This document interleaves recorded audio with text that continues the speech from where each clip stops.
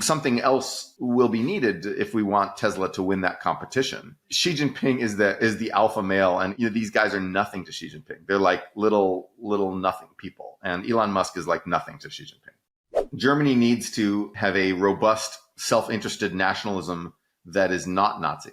Germany has never had a democratically supported, robust nationalism, liberal nationalism, right? They never had that. The closest thing they ever had was under Bismarck. Maybe the Christian Democrats can rediscover this in Germany. But Angela Merkel wasn't getting it done. Angela Merkel was like, maybe if we buy a whole bunch of stuff from Russia, they'll be our friends. No, do not make yourself dependent on importing stuff from your main geopolitical enemy. That doesn't work. It didn't work for the United States and China. It didn't work for Germany and Russia. It just doesn't work.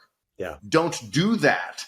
Anyway, Germany needs to sort of grow a spine, by which I mean grow a liberal nationalist spine very quickly. Trump, there's no chance, right? It's not even on his radar. All Trump wants to do is fight his domestic enemies. That's all he wants to do. There's no chance of him doing a successful industrial policy. He didn't do it during his first term. He won't do it during his second term. He'll probably cancel the Biden industrial policies that we have. So we need Democrats who are like younger, bolder, and more focused on what they need to do. And we need Republicans who are willing to do a Republican industrial policy that's not beholden to activist groups. I don't know where we're going to get them, but hopefully they all watch Econ 102 and they've all watched to the 56-minute mark.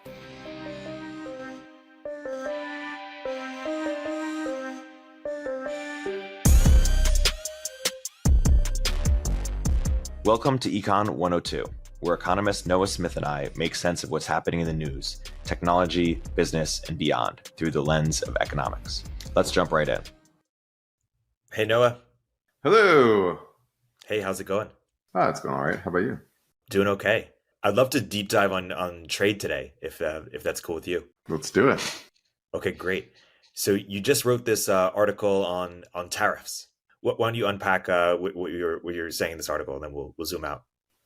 Right. So tariffs are going to proliferate across the world, I think. Partly, maybe if Trump gets elected here, we'll get big tariffs. He's promising like a 60% tariff on Chinese goods and then a 10% tariff on everything. Maybe that'll happen. Maybe that won't. But I think that that's really not the main driver. The main driver is that China is now exporting ridiculous amounts of cars, batteries, steel, solar panels, and sort of trailing edge computer chips, the computer chips that are used in like cars and appliances and like not the super high end fancy stuff.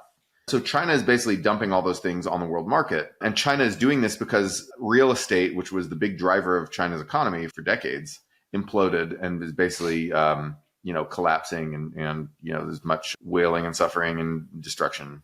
And it needs some way to employ people and some way to say like, look, we're generating growth, blah, blah, blah, and some, revenue for companies and well-connected party people and whatever. So anyway, they're like, okay, so what are we going to do? Manufacture more and sell it overseas. And so they do. The things they focused on are the commodities they focus on are those 5 things plus other stuff. The days when China made simple stuff like, toys and clothing or whatever are well behind us. Like that's almost 2 decades in the past. At this point, in terms of ultra high tech stuff, they're not exporting that to us either. Electric car is high tech, but it's not that high tech. You know what I mean? It's a battery and sort of like an axle. Like it's not as high tech as an internal combustion car. Actually, internal combustion cars are actually a lot. They contain over a century of esoteric knowledge about how to make this one little engine part. Well, an electric car is pretty easy. It's just a wrapper on a battery, honestly.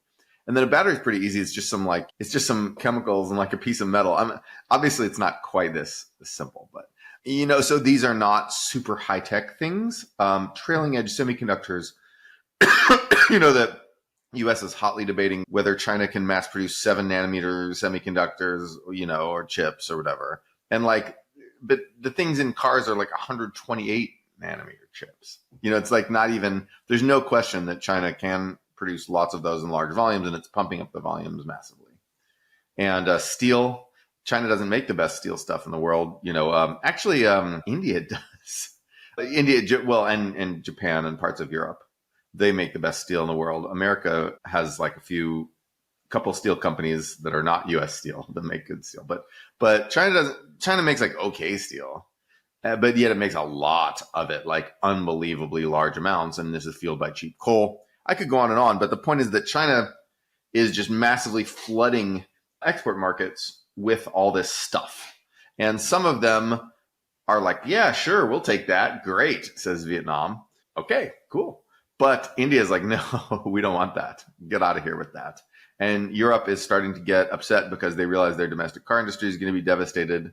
Even if, Trump doesn't come back to power, we might get more tariffs here because Elon Musk the other day just said, like, the US car industry will be destroyed without tariffs.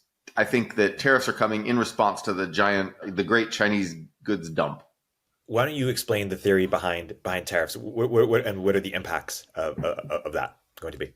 There's a few reasons why. There's some adjustment mechanisms in the economy that minimize the impact of tariffs. And the main one is exchange rate adjustment. The key fact about trade that everyone needs to remember is that in order to buy a country's stuff, in order to buy things from a country, you need the country's currency, right? If you want to buy Chinese goods, you're going to need Chinese yuan or RMB. If you want to buy American goods, you're going to need dollars. When you put tariffs on on a country's exports, you decrease demand for its currency. So when you tax, Chinese made cars or whatever, you decrease demand for yuan because people don't need as much yuan. The demand for cars is gonna. So what happens then? Well, there's this stabilization mechanism that works counter to your policy, which is the exchange rate. So when there's less demand for yuan, the price of the yuan goes down and the price of the dollar or the euro goes up, right? And so, or the rupee, whatever it is. And so China's exchange rate then depreciates. And then when China's exchange rate depreciates, that makes it cheaper to buy Chinese goods. Now, and then people buy more of them. Now, that effect is, not enough to cancel out the initial effect of the tariffs, right? The tariffs will reduce the amount that you buy, but it is enough to blunt the impact. It's sort of the stabilization mechanism. It's like you push, it pushes back. And so it limits the size of the reduction in imports that you get from tariffs. In fact, so when Trump did this, Trump unleashed a bunch of tariffs on China starting in June 2018 and ramping up through 2019. And we did see US imports from China go down. You also saw the yuan get cheaper, right? It became cheaper to buy Chinese stuff. Sort of economic guesstimates say that maybe about 2/3 of that cheapening was actually due to the tariffs. That compensatory mechanism cancels out part of the tariffs. And so that's a reason why, tariffs do less than you kind of think. So that's sort of reason one. There's more reasons, but. Do say them, but then also I want to hear, so Elon is wrong? No, that doesn't mean Elon's wrong. Yeah, so let's evaluate his claim. Well, okay. Is the U.S. car industry toast without tariffs? Well, no. Well, because number one, it's always easy to U.S. factories will always be closer to consumers. They'll always be able to make new models, to understand U.S. consumers better, to offer better support services, and that's why Japan, after 2 decades in which Japan tried really hard to sell cars into the American market. Like, we could do this better if we built our factories in America. So now Toyota is the most, or I think it's Nissan, which is the most American built car. But Toyota is more American built than Ford. The Japanese car companies have their factories in Tennessee and Alabama, blah, blah, blah. They're big employers of Americans in Kentucky. So they're big employers of Americans. And that shift, there's always natural economic forces pushing for that shift for very heavy stuff. Shipping a car across the sea just doesn't make as much sense as driving a car down the street for various reasons, and support services and marketing are big parts of this. And so I think what would eventually happen is that BYD, the biggest Chinese electric car company, will eventually build factories in America. They will eventually invest in America and build factories here, which is kind of an interesting turnaround from us building factories in China. It's China building factories in the United States, and that's there may already be a BYD factory. Oh yeah, the BYD has electric buses produced in Lancaster, California. Imagine China investing in factories in California. That's that. So I don't know how in trouble American car brands are, but I think that we're not going to buy all our cars on ships from China. I don't think that's going to happen. But it could, at the margin, it could in fact hurt. We'll buy some cars on ships from China. There won't be zero. So I do think that, tariffs are one potential way to stop that. The exchange rate mechanism is one reason why it's hard to stop that with tariffs, right? We could do, if we really wanted to stop it, we could just do like an import quantity restriction. Just say, okay, you can only buy this many Chinese cars. I think that would might backfire by making them sort of in demand and cool. But you could do that. The better way to block foreign cars, by the way, is to do non-tariff barriers. And so this is what Turkey's doing. So Turkey basically says, you can't sell cars in Turkey unless you have this massive network of support services by this date, which, by the way, is next Thursday. So and then if you miss that date, you're just screwed forever. You can't sell cars in Turkey. So Turkey's basically not quite banned Chinese car imports, but like largely banned them. And so if you really want to do that, you can. You just use regulations. And those are much harder to challenge, like the WTO, because you're like, oh, well, these regulations apply to our companies equally. It's not a tariff only applies to explicitly to foreign goods. But a non-tariff barrier is just something that your companies happen to meet and their companies don't. And so that's that. And so you can use non-tariff barriers, blah, blah, blah. Musk didn't say tariffs, actually. He just said some sort of protection for the market. So that could include that. For tariffs, the exchange rate issue is a problem. Another issue for tariffs is that, remember that when a thing says made in China, it doesn't mean the parts are made in China. When a thing says made in Vietnam, it doesn't mean the parts are made in Vietnam. And the parts are really often the more valuable thing. So like, if you're talking about like a laptop or a phone, that's like the ultimate case in which all the value's in the parts, right? Like, slapping the components of a laptop together is such a cheap thing to do that like a college kid can do it and often does, or a high school kid. And so actually making the components requires these incredibly specialized factories. You got to make the chips, you got to make the screen, you got to make them blah, blah, blah, blah, blah. And so, I mean, mostly chips and screen, honestly. It's like a laptop or phone is mostly wrapper for like, a processor, a memory, a screen, and then, maybe a couple other little things. Yeah. So that's, so value added is important. Like where does the actual expensive, valuable stuff get made? And if we put tariffs on China, if the United States puts tariffs on China, we're not taxing the Chinese components that are sold to Vietnam, and then Vietnam, assembles them together and sends them to America and sells it to America. We're not taxing that.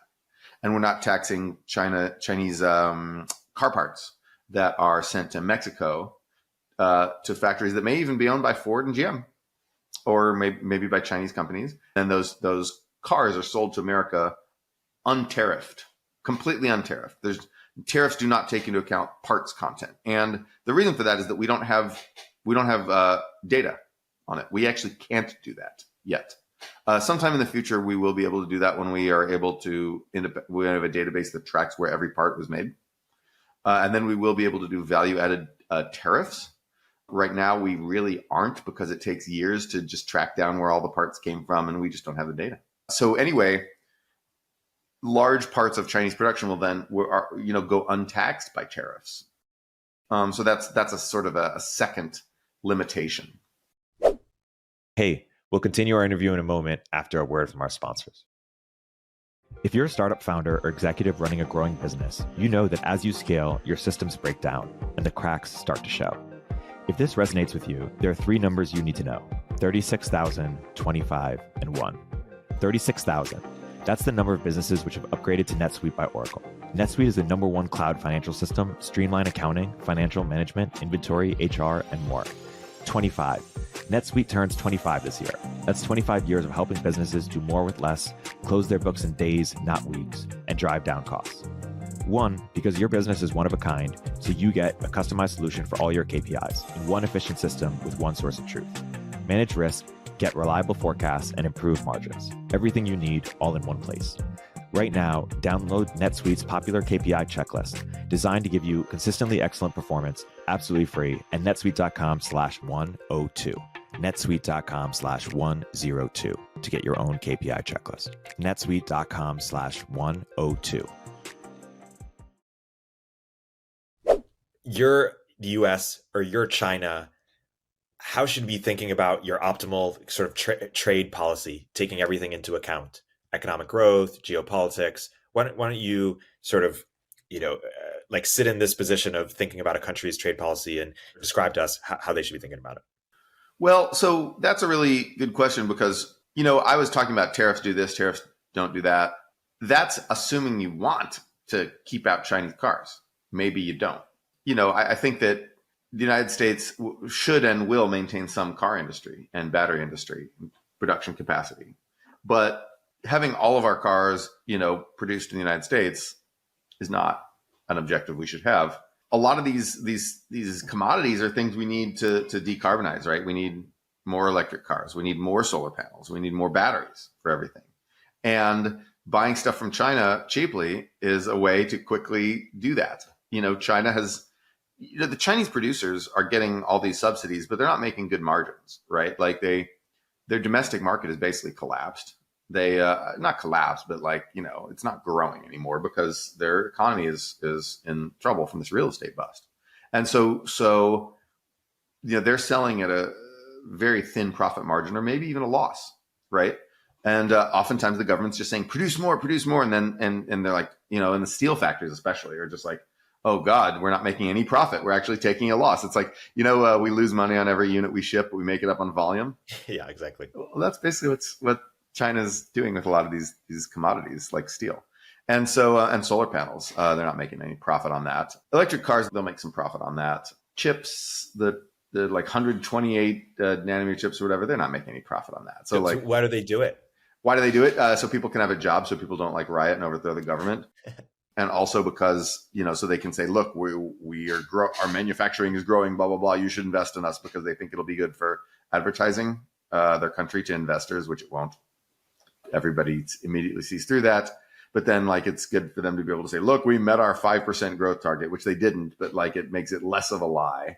And so, but I think it's really employment. It's really just, oh, you were working real estate? That didn't work. Get a job for working for an electric car company. Get a job working for a battery company. That's the idea. It's not going to plug that hole, but it's going to it'll do something. The other thing that it does, by the way, is is if China decides to go to war, it'll have the electric car factories will be able to make a ton of drones for war. They'll be able to repurpose them to make uncrewed aircraft, some of which run on batteries, and they'll be able to make vehicles. They won't be able to make really heavy vehicles because those still run on internal combustion. You don't have a battery powered tank yet, but tanks are increasingly less important. Batteries are increasingly more important. Honestly, I actually don't think China's thinking about this that much. We would be the reason everybody, notice that every rich country has a car industry.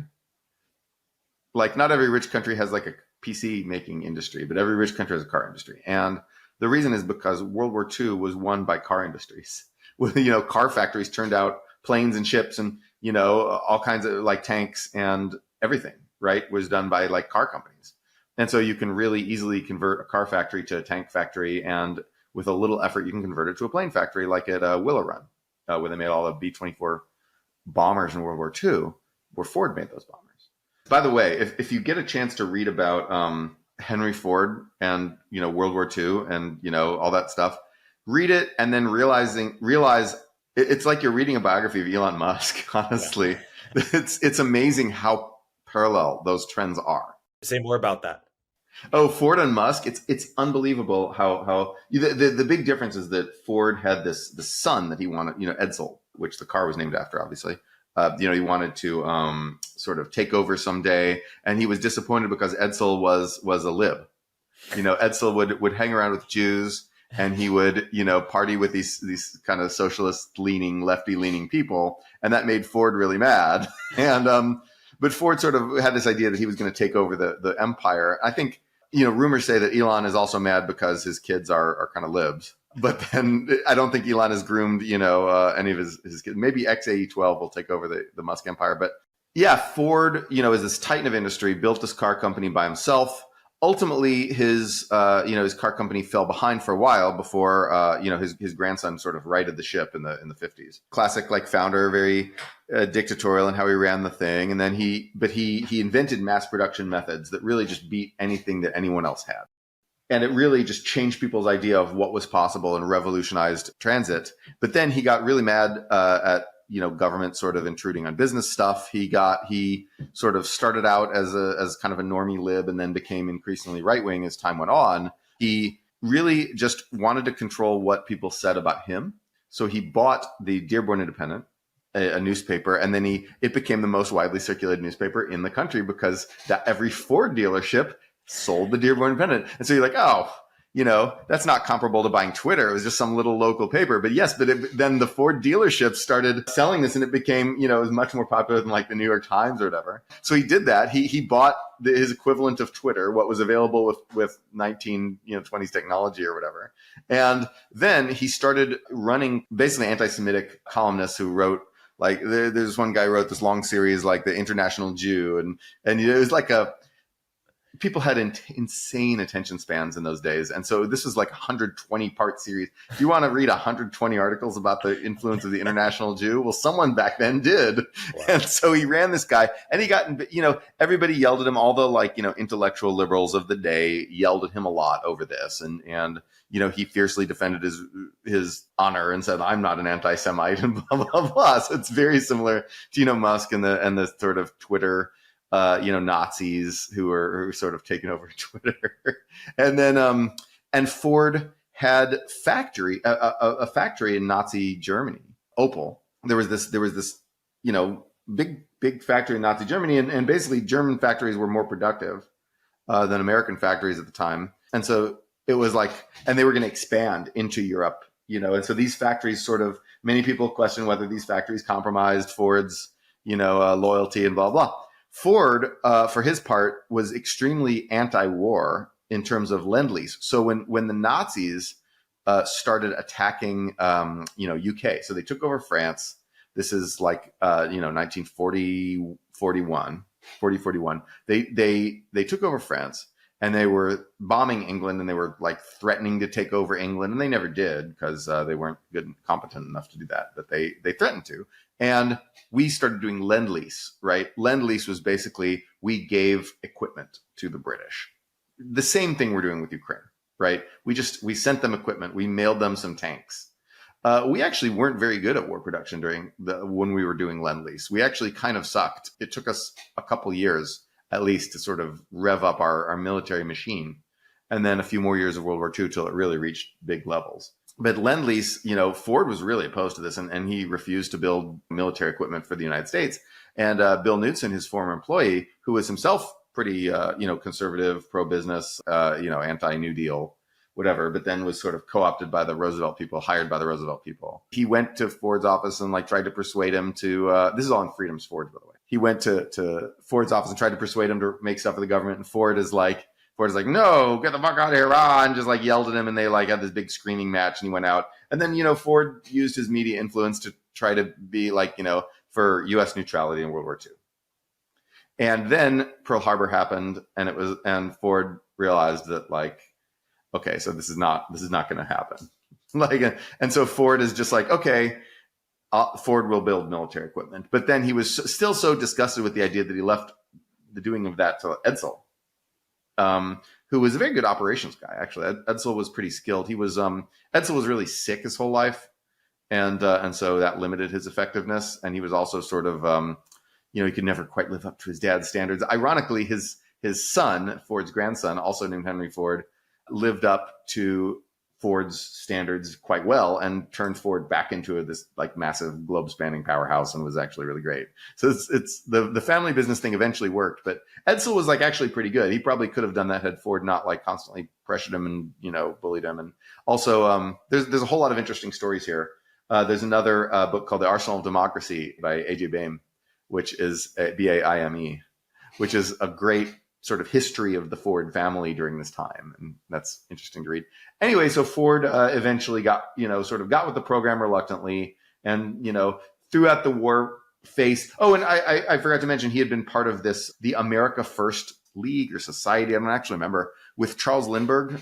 At some point, it was clear that this was actually a bunch of literal Nazis. Oh, yeah. So Ford quit. Actually, he quit the America First League pretty early on.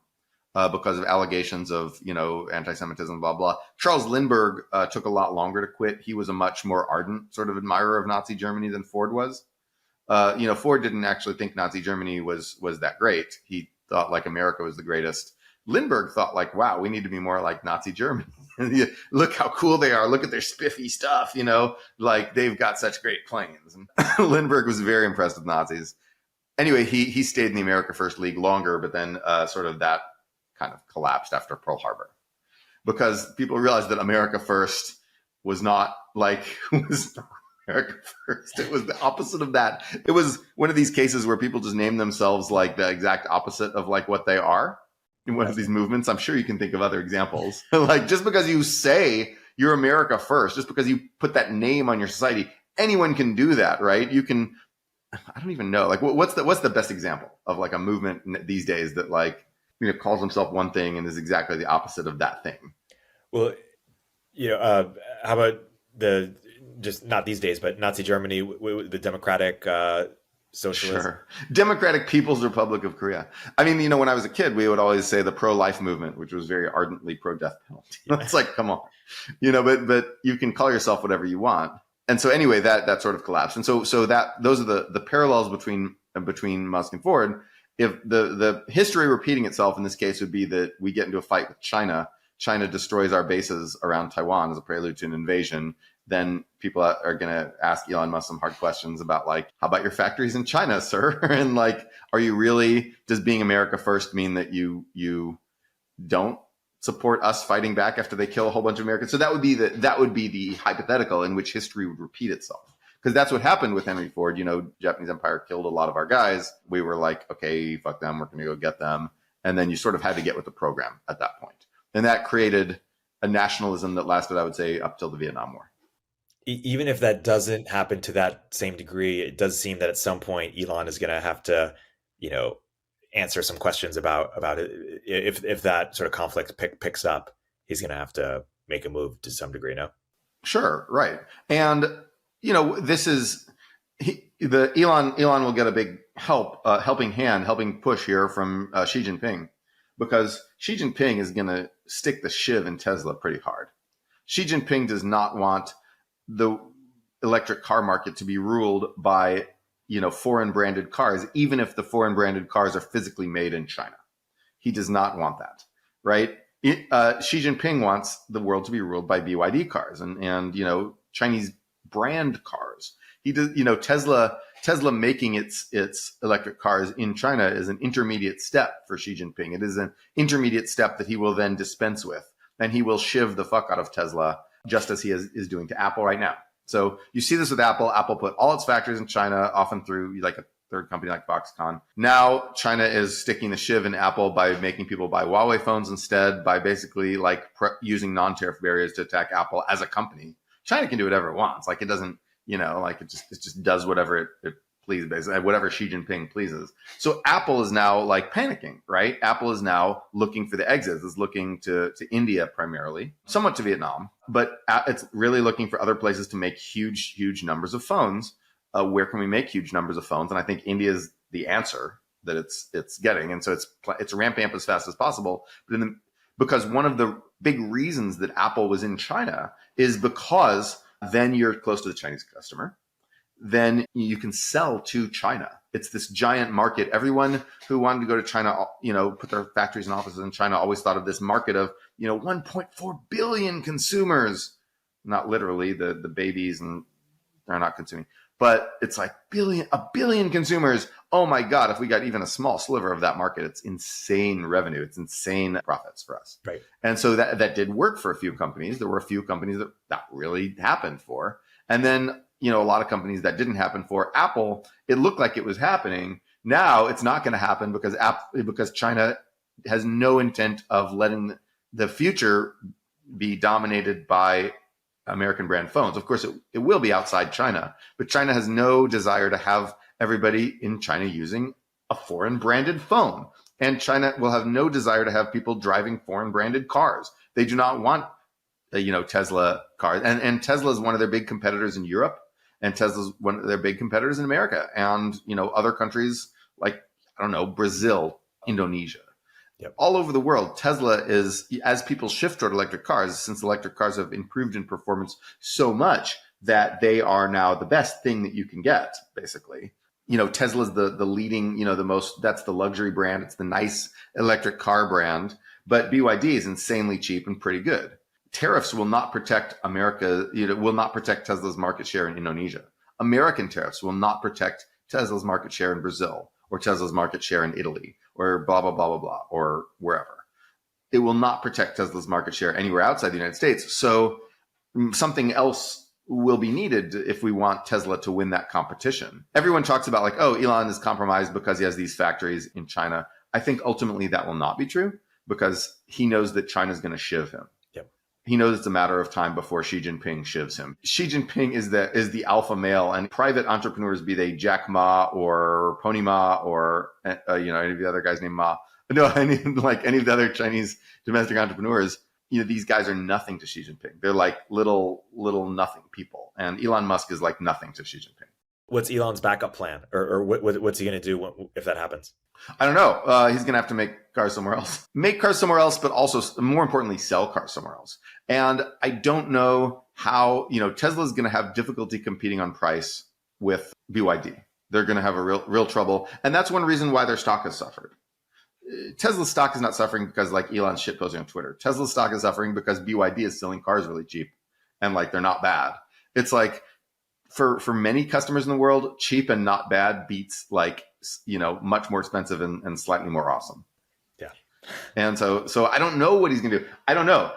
This has to do with the fact that I am not a car company executive and I do not actually understand what to do. I don't think there's necessarily anything he can do right now. I think, if Europe preferentially puts tariffs on Chinese-made cars, that means that Tesla's factories in Europe will have a much easier.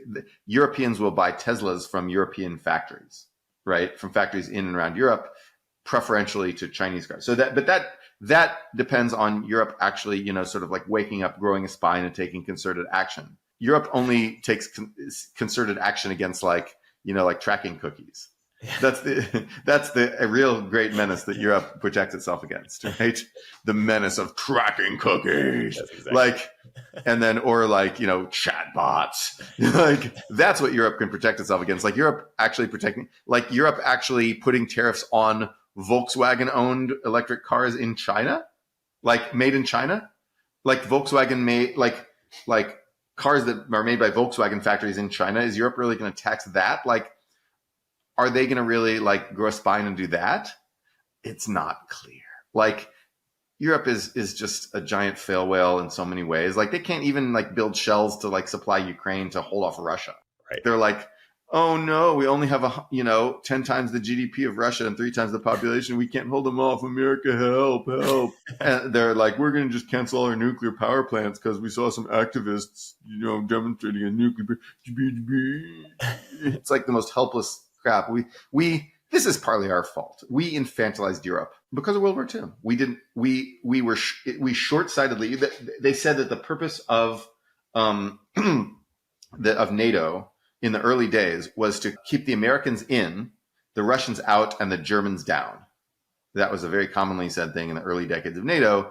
The idea was that Germany wouldn't become an independent power, wouldn't rise from the ashes for a third try at world domination.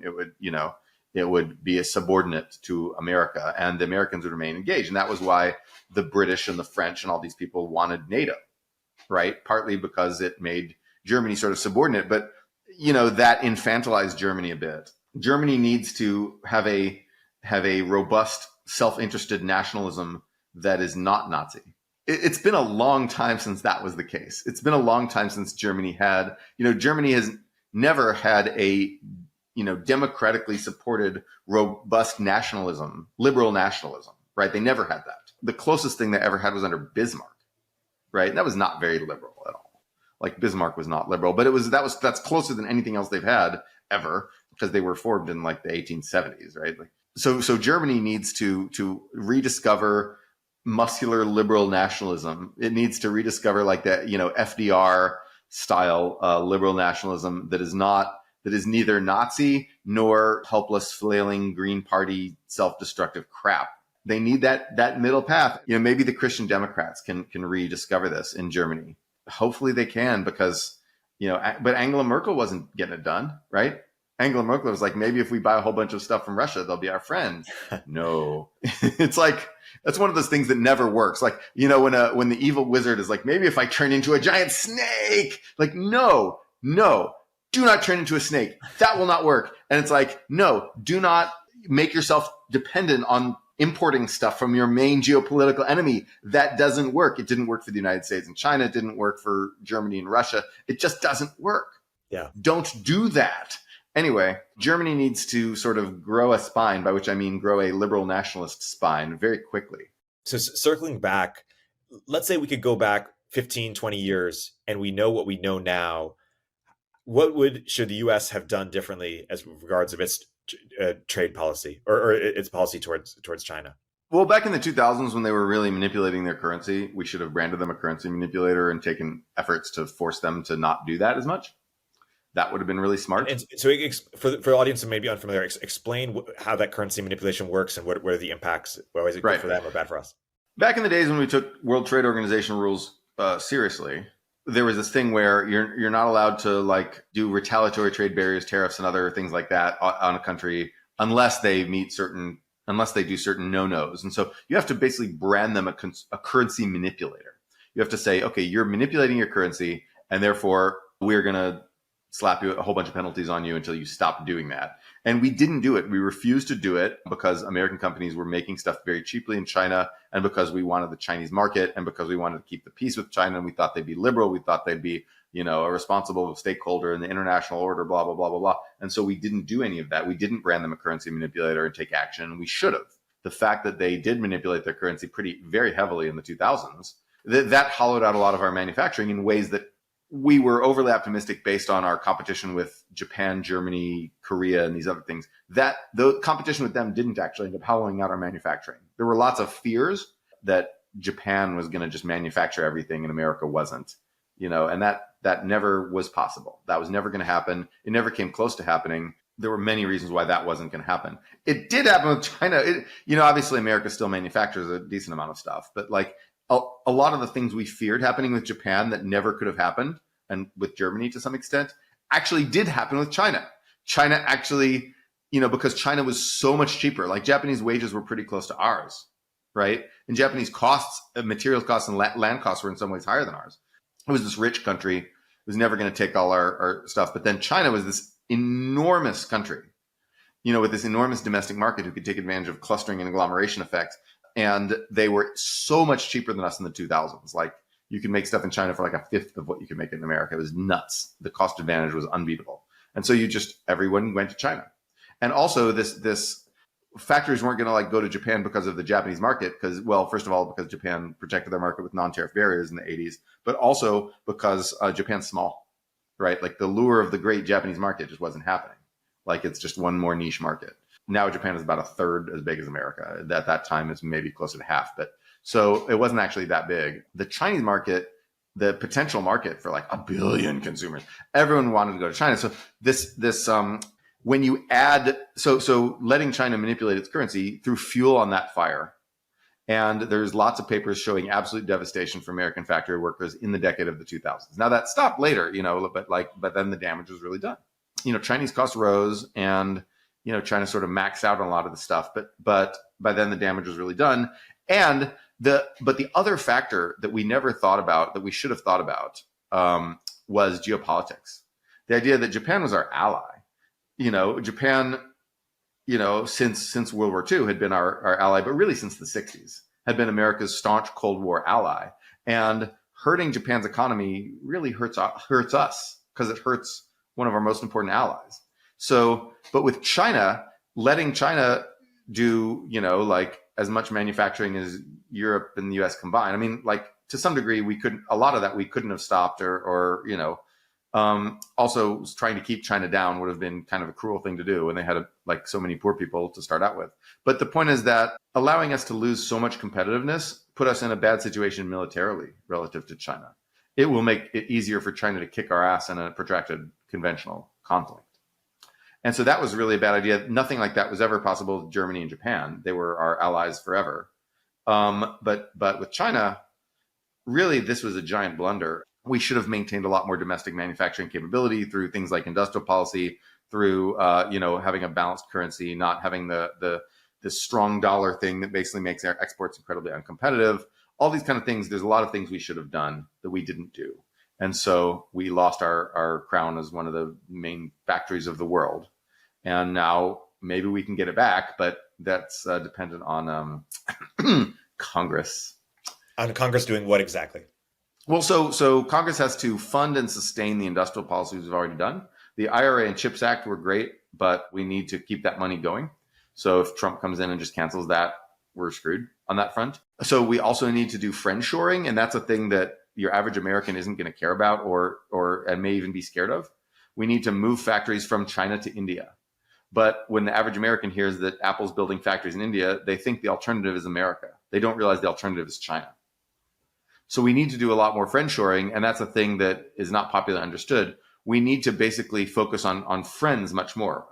Japan can actually build us a lot of semiconductors. Even as we build ourselves semiconductors, Japan can also take over a lot of that too. Remember that China is as big as US and Europe combined and is going to manufacture as much as US, Europe, and Japan combined. And then at that point, we won't be able to just rival China by ourselves. We need to rival China in a giant coalition of like non-China manufacturers. And so that's going to have to include Europe and Japan and Korea and all these places, right? Taiwan, Vietnam, India, Indonesia. We're going to have to get a giant gang together. We can't do it all ourselves. We can't go it ourselves. This is different than World War II, actually. In World War II, we didn't really, supply chains weren't so long. We were much bigger than Japan and Germany, right? We were the big country. It was us, and USSR was equally big, but they were more dysfunctional, and they were being in the process of being massively invaded, and we were just better at making stuff than they were. And so we were the big country. We were the China of that day, and we could do it all ourselves. We're no longer the China. China's now the China. And, we need this giant gang. And so Congress needs to implement friendshoring incentives and actually do free trade agreements. The TPP was a great idea. We need to replace that with something better that includes both Japan and India and hopefully, and Korea and hopefully like Indonesia and stuff like that. People still got it into their head that like free trade bad, but like, no, free trade with your allies is important because we need a gang to face down the really big country, China. So China never liberalized like we thought they would, but they also had tremendous growth. Would they have had more growth if they liberalized, or did the sort of non-free trade actions that they underwent, did they serve their economy? What's the right way to think about the trade-offs? Well, so in terms of liberalization, China didn't become like a nice, happy, friendly, free, democratic country, blah, blah, blah. But during the Zhang and Hu years, it really liberalized in many ways. You could so like there were all these famous Mao impersonators. You could dress up as a Mao clown, Mao Zedong clown, right? And a lot of these people were women, right, dressing up as Mao. And so you could have women dressing up as Mao and making fun of Mao in Hu Jintao's China. You could do that. You could have a blog. You could be an independent newspaper, right? You had lawyers arguing cases. You had labor law. You had environmental law. You had people protesting against environmental devastation in rural areas and not crushed by the central government or the army or whatever. Nobody got shot. Like the police would fight with you. Some, local police would fight with you, but they weren't crushed, right? You had these things. You had a development of civil society in terms of labor and environmental stuff. And you had feminist groups. You had gay groups in China. You had you had pop culture fandoms with all kinds of alternative stuff. You had, basically they maintained authoritarianism, but it was an increasingly thin crust of authoritarianism. Like you couldn't talk shit about the Communist Party, but you could do a lot of other stuff. You could talk shit about your local leaders, right? They even implemented like local elections that were actually pretty free and fair in some places. In like you could vote for your mayor, and you could have multiple parties contest the mayorship, right? And you could read all these books from America and all this. We say they didn't liberalize because they didn't become like South Korea, but they didn't liberalize zero either. There was a significant amount of liberalization that happened that Americans didn't know about because we don't go to China, we don't get out, we don't know what's going on in other countries. If you knew Chinese people and if you read Chinese blogs and stuff, the liberalization during the Zhang and Hu eras was very apparent. Just it didn't go all the way. Xi Jinping has reversed essentially most of that. Xi Jinping has, he's like canceled the the fandoms and the gay groups and the stuff. He threw all the labor and environmental lawyers in jail, right? He threw them all in prison. Activism, you can't do that anymore. Like, there's just nothing you can do. You can't read American. It's getting like harder and harder to read foreign books. Foreign stuff is getting banned en masse in China. He's been doing this since the day he took office, which is like 2013, 2012, late end of 2012. And so he's been doing this since then. And like, China's been getting more and more repressive for over a decade now. And this is the big failure the big failure came in the 2010s. The big failure of US-China policy came eventually. And we can see with hindsight now that it was a failure, because the fact that China's political system never liberalized meant that there was always going to be some guy like Xi Jinping who would come along and take over, right? And Xi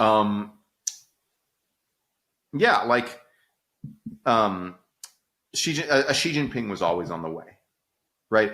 What people don't know is that Deng Xiaoping, who was really the great man of modern Chinese history and really the architect of modern China, until Xi Jinping came along, he handpicked Zhang and Hu to be his successors. There was not a competitive process. China never developed a good way of selecting a new leader that did not involve democracy. They never invented one. They pretended to invent one where they went through all the formality of, we're going to search for a person. Whoa, wow, we found this guy named Jiang Zemin. No, that was fake. It was Deng who said, Jiang, he's the dude. And after him, Hu Jintao will be the dude. And he just said that, right? And then it happened because he had tons and tons of old party Deng loyalists. Even after Deng died, of course, people remembered that he said this, and there was nobody really wanted to challenge the Deng's edict on this. And so then right after he left office, he's still alive. After Hu left office, the system died. Basically, the crown went to the guy who was best able to backstab everybody else. There was this guy named Bo Xilai who was going to look like he would challenge for the top spot.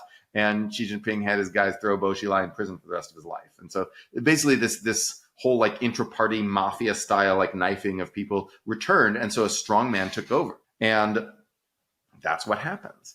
Anyway, that is what happened. And so here we are. At what point does it make sense, if any, to implement tariffs if you're a country? How would you, or are you just rarely ever a fan of it? How would you think about it? I'm saying you can do it, but it's just not going to do as much as you think. But when should you do it? When should you do it? Tariffs should be more of sort of an emergency measure to prevent a giant dump of goods, I think. So when, China's government goes out and says, okay, make a crap ton of steel, you can say, okay, well, we're just putting a tariff on Chinese steel so that supply networks don't get frozen in the pattern of buying everything from China during that brief period where they dump a lot of stuff. You can also use them as a threat, because they do hurt the other country's economy a bit. You can use them as a threat to force China or pressure China to not do things like manipulate its currency or, dump a bunch of cheap, profitless stuff on our markets.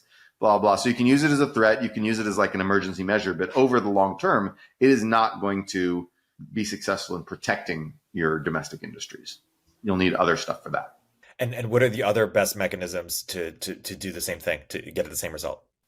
I would say you're going to need to do industrial policy. You're going to need to pay your companies to export. We're going to need to, if we want Tesla to compete with BYD throughout the world, we're going to need to actually subsidize and support Tesla, which we already have done to a good degree. But so give Elon Musk more money. Yes. Well, that's what we'll need to do. And other, US EV makers basically reward exports, and but don't reward them forever. Reward companies that find ways to export. This is called export discipline, and then later kill them. So right now, China's culling all the EV companies that didn't succeed. Well, we should do that too. Right? Tesla succeeded, but then, so actually what we did with Solyndra in solar panels it was good. It failed and died, right? We gave them money. They failed. They died. That's good. Okay. Because ultimately, if we keep doing this, we'll find some companies that work, right? And Tesla is an example of a big success that we created with the same program that gave loans to Solyndra, that funded Solyndra, also funded Tesla, whose increase in market cap has been many orders of magnitude larger than the loss we took on Solyndra. It's like, hundreds of millions versus like hundreds of billions. It's like, come on, no, not comparable. And so we're going to need to take some losses, experiment, and do industrial policy. So we can do coordinated trade barriers along with like Europe and India. We could do like a tripartite thing with the US, Europe, and India. Also get like Japan and South Korea in on that. And maybe some other countries like, Turkey, Brazil, etc. And then we can basically do unified standards of like keeping out Chinese dumping.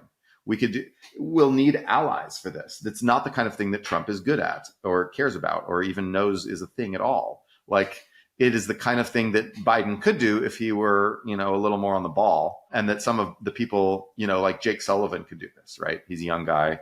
He thinks a lot about this kind of stuff. One problem with Biden is, it's slow. The Biden administration is slow moving.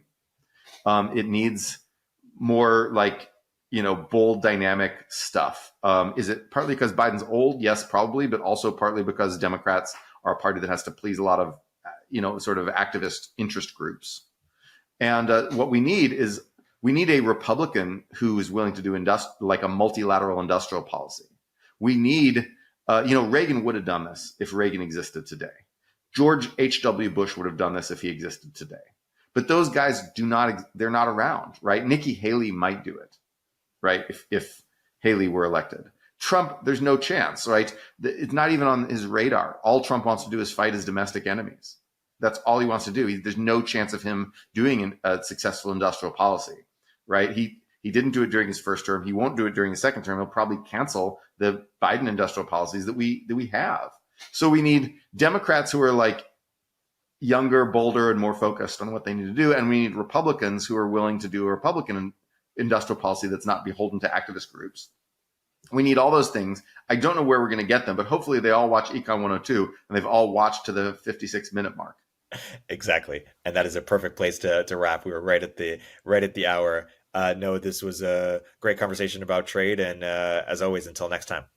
Until next time.